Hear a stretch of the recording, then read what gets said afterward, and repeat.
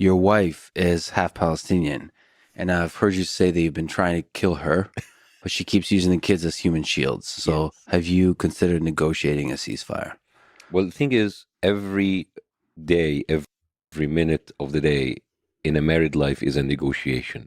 Everything can blow up into a full-scale war, starting from a simple sentence like, "Good morning. What should we do with the kids today? Mhm. What should we do with that piece of furniture?" Okay, this is hilarious. Funny analogy. So this is Bassem Youssef's interview with Lex Fridman.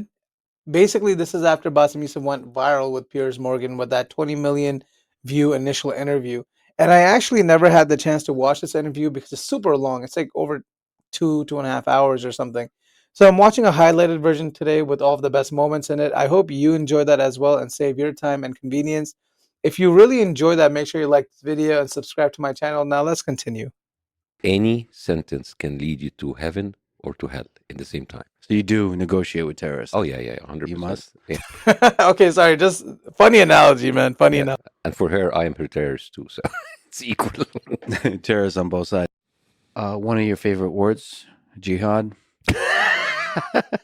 That's my favorite hobby.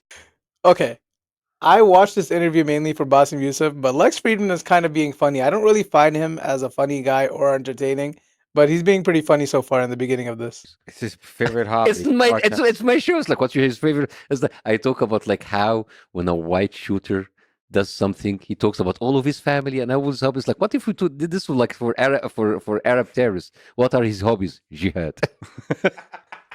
You see, you should be a comedian. Yeah. Wow, you're making me feel good. Okay. Sam Harris has done several episodes on jihad, and people should go listen to it, even if you disagree with it. But the basic idea that he's proposing is that this idea of jihad, in the negative connotation of it, of martyrdom, is a thing that is counterproductive, Mm. is destructive to the possible future flourishing of Palestinian people. What do you think of that? There's just the idea Yeah, of martyrdom. I totally agree. But like, people don't wake up in the morning and say like, I want to declare jihad. Think about it. Why would anybody choose to end his life by taking other people with him and end that life? His life must be miserable. He must be pushed into that. Nobody chooses death over life willingly. One of the first suicide bombers in the Palestinian resistance were Christians. It doesn't matter now. That's why you can't argue with Bassem. He knows his details and his information so well. How many of us knew that the first suicide bombers were Christian? I certainly didn't. Who do you vote into power? They will not listen to you. They would listen to the people who paid them to be there. And it is very concerning because I can see the American democracy is turning, not even slowly, very rapidly into an oligarchy. If I'm sure that all of the millions of people who are voting, they don't vote for the NRA. They don't vote for APAC. They don't vote for the pharmaceutical companies. They don't vote for the military industry complex. And yet, the people in power, they come in, they take your vote and my vote, and they are loyal to those people, not to us. It was like, Wow, that was actually, again, this interview is pretty old. Like, I want to say at least a year old. Bassem Youssef called it. Now, America today, I would say it resembles an oligarchy for sure. And I don't want to get too political here, but the fact of the matter is there are a lot of billionaires in the government right now, and an oligarchy is a government run by the richest individuals. So we're pretty close. like an incredible 60 Minutes. I'm sure that you saw it, the one about like the gouging of the prices of the Department of Justice. It was one of the most fascinating things that I've ever seen. They say like a safety oil valve that used to be sold for $329, now it is sold for $9,000. Why? Because there's only five weapon companies and they can control the prices. And in 2006, the whole Apache fleet of the American army in Iraq was grounded because there's one valve that they were like gouging the price and didn't want to give them. The Stinger missile, the just like the missile, the one that you carry, and it's like the anti-aircraft. It used to be sold for $25,000. Now it's sold for $400,000. And nobody is doing that. You know why? Because the DoD has fired 130,000 people, including engineers and negotiators. So now, in order to cut expenses, now we're paying more money. And the thing is, we do not have a say in this. We do not have a say in how my tax money and your tax money is being spent. Because I'm sure you don't want your money to be sent to Israel like that. I'm sure. Even if you're Jews, I'm sure. I'm sure that, like, I don't want my money to be given to some Muslim countries who kill other Muslims. I'm sure. But it is not. Here's the thing. What kind of power do we have other than speaking? So what is left for us is free speech. And now when you speak, they call you anti-Semitic. Now the New York Times have published this story about the rape that was a hoax that was written by Anna Schwartz, who's someone who have no experience. And now, when it was leaked, instead of them correcting themselves, they went in and they had their own investigation to see who leaked. The New York Times in 2003 became the mouthpiece of George W. Bush of the WMD. And now, as an American, I see that the New York Times is becoming a mouthpiece of a foreign country. Why do you do that? And you don't talk about it. It's like, I'm fine with CNN and Jake Tapper and all of those people, like, spreading the rape allegations for years. I don't even want them to refute them. I want them to bring the Israeli reports saying that it didn't happen. The Israeli media themselves, they didn't even bother, not once. Is that balanced? Bassem Youssef brings up a good point, and I've said this several times before. Unfortunately, the Israeli media is more critical of Israel as a country in and of itself than American media, which just blows my mind. We can't be critical of a different country, and yet that country is critical of itself. It's embarrassing. It's so biased. And it's kind of like the democracy of the social media, as we always call it. But if you have the street-run media, that is the legacy media, CNN, BBC, New York Times, Fox News, all of those people, and they are like spreading lies, and they're not even doing their journalistic job in order to at least bring the other side. Yeah, that's problematic. And that's worse because it's a lose-lose situation. I can lose stuff in Hollywood. I remember my managers like Bassem. Be careful. I mean, are you sure you want to do it? My managers was like, please don't do it. Please don't do it. And on the other side, if I don't perform well, whatever well means, I'm going to be rejected by my own people. So it was a lose-lose situation, because whatever I say, it will never be enough. And whatever I say will not be good enough. And I was going into there, and I felt that I was going into a trance for the 33 minutes that I was on that interview for the first time. When Piers Morgan team called me a couple of times, said, okay, let's see what's going on in the show. And I just watched the stuff and the lies and the one-sided reporting that made my blood boil. And then I thought, like, what am I afraid of? I'm afraid of, if I say something, I can lose my career. It's like, wait a minute. But that was the reason why I left Egypt. I said, wait, I left Egypt. I came to the United States. I came to the land of the free, where I can say anything I want. And yet I have limitation of what to say. I mean, I thought we left that shit behind. I mean, what's happening? And I understand the connection of like how sensitive it is when you speak about Israel and all of the ready-made accusations. But as an Arab, as a Muslim, I don't react the same when you talk about Saudi Arabia or Iran or Egypt or any of them. It's like, hey, you want to diss some of these countries? I'll do that with you, because I have strong opinions about what happened, and I already been expressing them. But that's why I speak, and there's a lot of Jewish people who come to my show, and they understand that. They understand the separation. But that kind of a grouping of blackmailing people and saying and not saying what they have in their mind, it is that kind of like one of the things that kind of like push me to go on the show. Bassem brings up a few good points here. So this is obviously, he was talking about his experience before going on Piers Morgan for the first time, that interview did phenomenal, and it emboldened a lot of Palestinian speakers to go on and really just destroy Piers Morgan. And so one of the things he says is that, why is he so scared about losing his career? That's what was going on in Egypt. Why would he be scared about the same exact thing here? And yeah, overall, it's just insane. Famous Israeli reporter and Hertz. And he describes a situation where he was in the West Bank and there was a checkpoint. And in that checkpoint, there was an ambulance with a Palestinian patient. And it was there sitting for an hour and a half, not moving. And then he went to talk to the soldiers, like, guys, why are you not letting them go? It's like, let them go. So like, and then he told them, imagine if he was your father. And the soldier stood up. It's like, what? These are pigs. These are not humans. So when you tell me what would you do if Israel would do, it really we need to ask, how does Israel look at the Palestinian and view the Palestinians? Because they do look at them less than human. And there is an incredible talk by Mihor Meyer. He was a Holocaust survivor. And he said, I learned in Auschwitz when I was there in the concentration camp that in order for a dominant group of people to dehumanize another group, they need first to dehumanize themselves.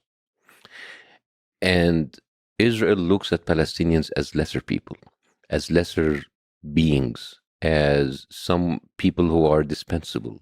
And Mu'adh Shams, February 9th, killed right in front of his home because a military car came reversing back to him, and then somebody opened the door, shot him, and leave.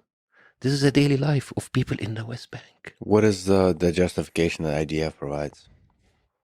Terrorism. Ignorant. Yeah, it's so easy to say it when they control the media, they control the narrative. They can say whatever they want. In tech. There is a movie called The Lab. It is directed by an Israeli director called Yotam Feldman. And he talks about how the military industry in Israel is very advanced. And what is really mind-boggling is in that movie, he shows how the military tests its weapons in the field in urban areas on Palestinians. It is heartbreaking. You know, as a doctor, there's 5 stages of trials. There is there's discovery, preclinical, clinical, and then market, and then post-market evaluation by the FDA. The FDA approval, and then the FDA post-market. 5 just to take a pill. And you go in, and he interviews people as like, where did you test this? They test it in the field. So when you just when human life is so cheap and it is so indispensable, it gave me a visceral reaction. Oh, you're killing people behind the screen with a push of a button. You know, a lot of people say terrorism. They killed you with a knife. Killed one person with a knife, shot you. That's terrorism. But if you fly a $64 million F-16 and you drop up an A-84 bomb that costs $16,000, that's not terrorism because it's remote. You're behind the screen. So what happened? What Israel is doing? It is removing itself, like America too, drones. And then when you push someone to be they always brag about bombing them to the Stone Ages. You have literally put them in Yeah, this type of new modern warfare with drones and robotics and everything, it really disconnects humans from each other, and it just makes it easier for them to kill each other. That's the honest truth, unfortunately. a different universe than yours. You are behind in your air-conditioned screens, like pushing them, blowing up a university. It's amazing. But then you meet the what you have done, that you meet the Frankenstein that you have created. And then people are like, oh, look what they did to us. You just gave me this image of a dating app from hell, where leaders are just sitting there and kind of swiping left, and right, invade, destroy. Just bored, like laying in bed. Puppet government. Yeah, and then turn off the phone, go to sleep. Shuts down actual conversation about actual wrongs, war crimes on both sides. So it's overstating it to where everyone on social media and everywhere in the press and everywhere is arguing, almost become desensitized to actual horrors of death, which are more mundane. They're not so dramatic as beheaded babies. Yeah, because people, a baby is shot, but decapitated babies. There's like a knife blade that goes into the skin, the trachea, the flesh, the spine. Decapitated. Like how? It's like you can just he's dead. No, you go in. This is the hate. There's so much hate, and that's why you have made me laugh at the darkest shit. You're such a beautiful person. Your dark humor is just wonderful. But you see, this happened to Jews before. Remember blood libel? Where did the blood libel come from? It comes from these rumors that Jews suck babies' blood. This is what they did to them. What's in the cup? Exactly. That's a very delicious baby cup. Delicious baby blood. But this is what you do. You tell people something, and it happened with the Native Americans when they were here. When they went in and they wipe a whole tribe. Would Would you ever perform in the West Bank? No. Gaza? Because if I go there, I have to go to the Israeli checkpoints, and I don't want to go through the Israel. I don't want to have an Israeli soldier telling me what to do. Yeah, there's a demeaning aspect to that whole. Very. Even in subtle ways. Yeah. Yeah. I mean, I have so many Palestinian friends with an American passport, U.S. passport, living here. They're born here. And they talk about the humiliation and the intimidation and the harassment that they go in. It's like, do you want me to try?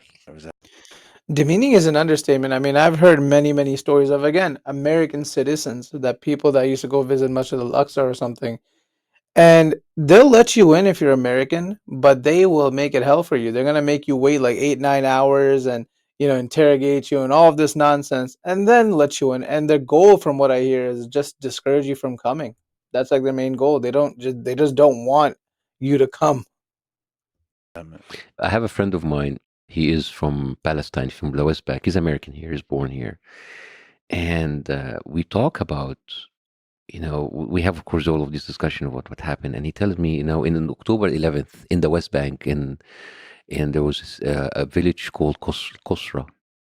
And on that village, like, the settlers went in around the village and they sent a message on Facebook. It's like, you rats, get out of your sewers and we're going to be waiting for you. Intimidation through technology.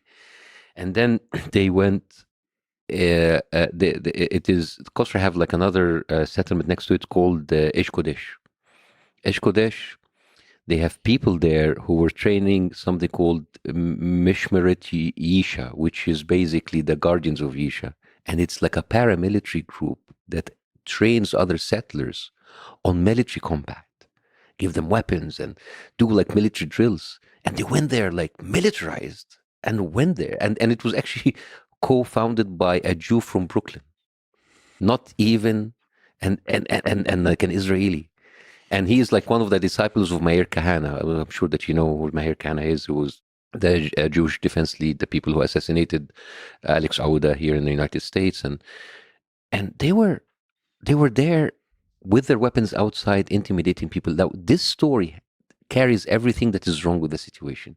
You have people from Brooklyn, from outside, just because they're Jewish, they can come and they can claim the land from the people there. Anybody from Poland, just because he's Jewish, you can come and take the land from other people. They're using technology to intimidate Palestinians. They have unchecked military power. These are not IDF soldiers. These are settlers, and they have free reign in order to intimidate and to kill the people. And you understand, this is the daily life of Palestinians. Not in Gaza, in the West Bank. Force, by holding people in power accountable. And the thing is, it is very stupid to actually call this anti-Semitism. And like my idol is Jon Stewart. I voted for Bernie Sanders. Sarah Taxler, the one who did this amazing documentary about me, Tickling Giants, she's a Jew. She is married to an Israeli Jew. We have a good ratio because we know what the right is. They don't have to associate themselves with the action of the Israeli government. He had daily threats. I was actually interrogated and arrested under the Muslim Brotherhood. I was in an interrogation for 6 hours, and they were asking me about my jokes, and I used that in my stand-up comedy, describing exactly what happened in the 6 hours, and it is so funny.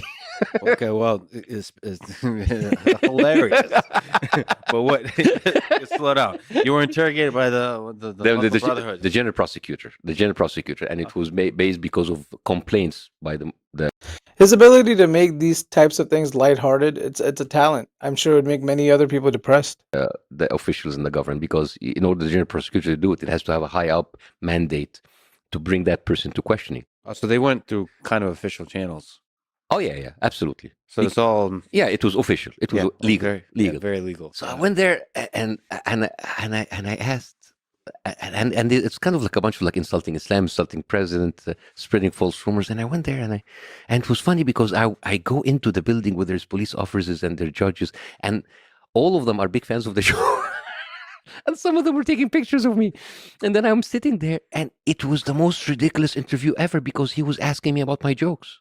It's like, what did you mean by this joke? And it's like, nothing. And it was there for 6 hours. He's just reading. He was reading my joke, and he's reading the jokes, and the junior judge is sitting there, like cracking up. It's like, I remember that. It's like, guys, guys. That's dark. It's kind of like, Yeah. and I'm laughing, but in the same time, it's like the whole situation is ridiculous. But then at the end, I was released on bail, so I went back to my show, and I make fun of that.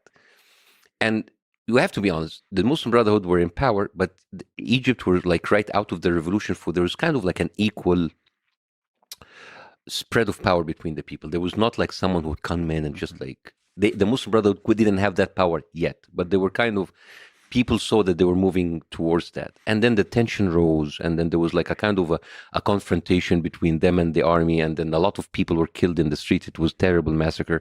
And then suddenly I am blamed for all of that.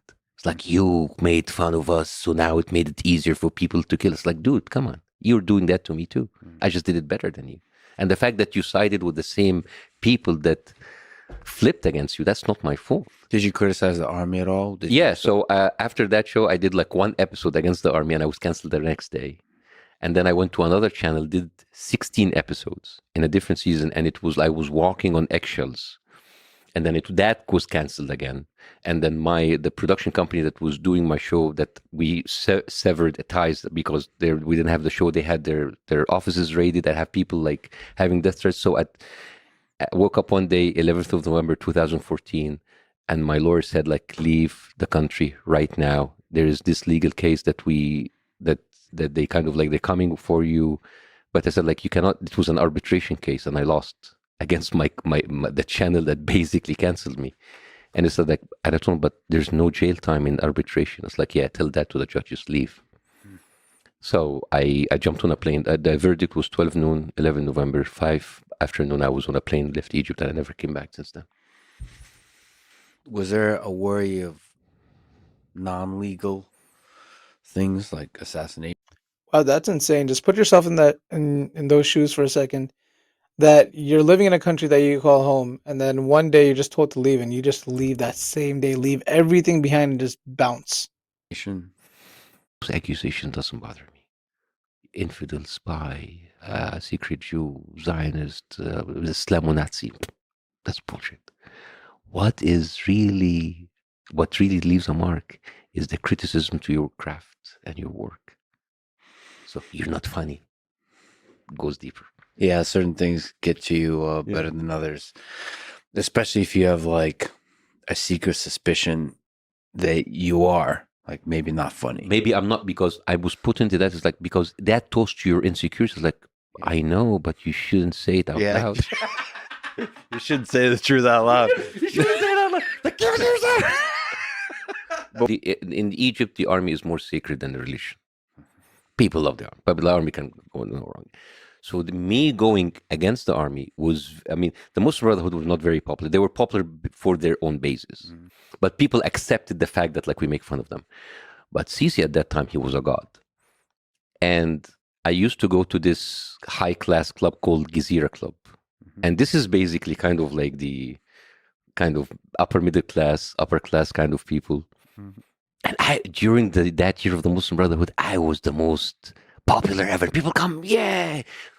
When the military came in, people were walking to me like pointing their fingers like, don't speak about Sisi, don't speak about the army. Huh? We love you now, but don't you do it like that. So I called Jon Stewart. It's like, I don't know what to do. I don't know what to do. And at that time, all of the channels were like closed down. All of the independent voice. I was the only one left because it was difficult for them to get rid of me very quickly because I was too popular. It was kind of like piecemealing, kind of like go. And I remember I was like, I don't know what to do. He said, like, you don't have to do anything. Just your safety comes first. And I said, but I can't. I mean, I've been doing that for 2 years, and I cannot just like say, bye-bye, guys. I have a responsibility. I have a team. I have people working for me. And I cannot just like disappear. And he said the most interesting thing ever. And say, if you're afraid of something, make fun about the fact that you're afraid of it instead of talking about that something. Brilliant. Yeah. So there was like a whole episode that we did not even mention Sisi. We did not even mention it, but the videos did. And this is why Jon Stewart went down as one of the biggest legends in political comedy. And also, I just wanted to remind you, if you are enjoying this video, make sure you like this video and subscribe to my channel. It does help out a lot with the algorithm, and it helps support this channel, and I appreciate it. all the thing. Mhm. And the whole episode was me trying to avoid talking about him. Mhm. And that how the comedy was created. You're a famous guy talking shit in the middle of all that. Yeah, and I when I left, I went through a very dark side, dark, because all of the insecurities, all of the stuff that had been like working on my head now came to life, and now I'm in America, and I'm a nobody. Yeah. I'm a nobody, and now it's like I have to do something, I have to earn some money. So I started to do stand-up comedy 5 years ago, Yeah. and I sucked. Because it was my second language and it was new. And now I would go to these comedy clubs with like kids and 21, 22 people. And then I'm there with a family to support that. I'm going there to doing it for $15, $20. And I was bad. You're bombing, Bombing big time. eating shit. Eating Great. shit big time. Dying up there big time. And I would go back home and I would cry. And then what made it worse is sometimes like a fan. Yeah. Like not a fan, a bunch of fans from Egypt. Like, oh, Bassem Youssef, you know that they come. Like, And then yeah, just the start. disappointments on their Yeah. head, that kind of like face of adoration, Yeah. like that goes.